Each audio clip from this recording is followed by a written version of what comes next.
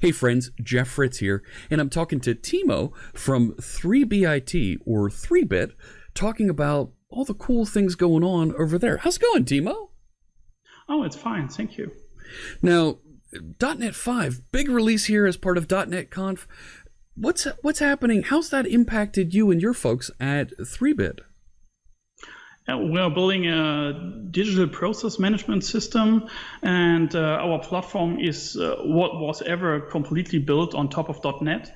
And we started using .NET 5 internally with Preview 1, and the current services you find online are already based on .NET 5 RC2. We started with the public release for RC1 a few weeks ago, and yeah, it made our services much more faster, more reliable, and especially the front end built with Blazor is so much better. And our learning curve for learning Blazor as .NET developers was much easier than our first tries with some tools like AngularJS or something like this.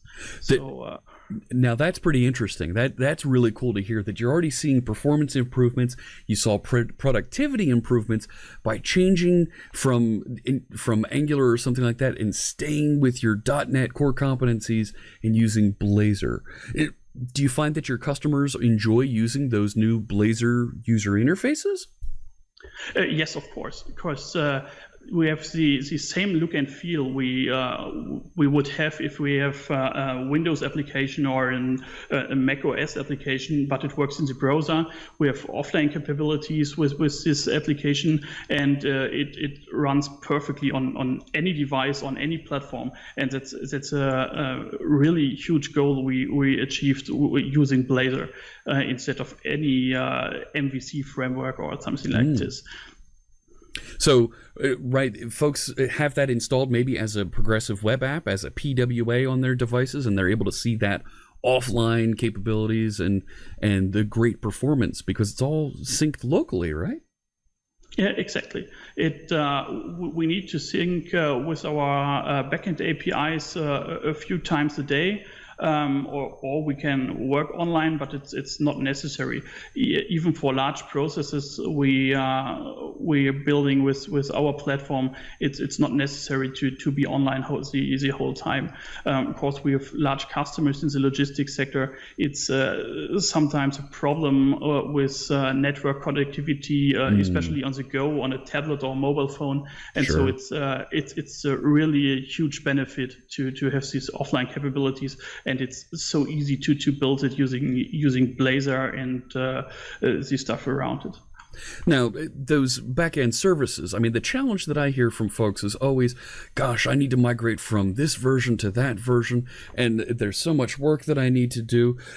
How did your team find it in doing the migration from one version of APIs on your back-end web services to .NET 5 and those back-end APIs? The upgrade from .NET 3 or 3.1 to .NET 5 is really easy. It was we have a lot of APIs, but it was a matter of a few days to update to .NET 5 to the most recent version we currently use productive in our APIs currently available. And the .NET 5 API versioning makes it even easy for us to version our own APIs to different versions and get clients for different applications. So it's really cool. And the update from 3.1 to .NET 5 made a huge performance impact, especially on the database side. Really? And, the response times, yes. And the customers are really happy, of course, because they see, hey, look, this is running faster now. What'd you do? Yes, you can.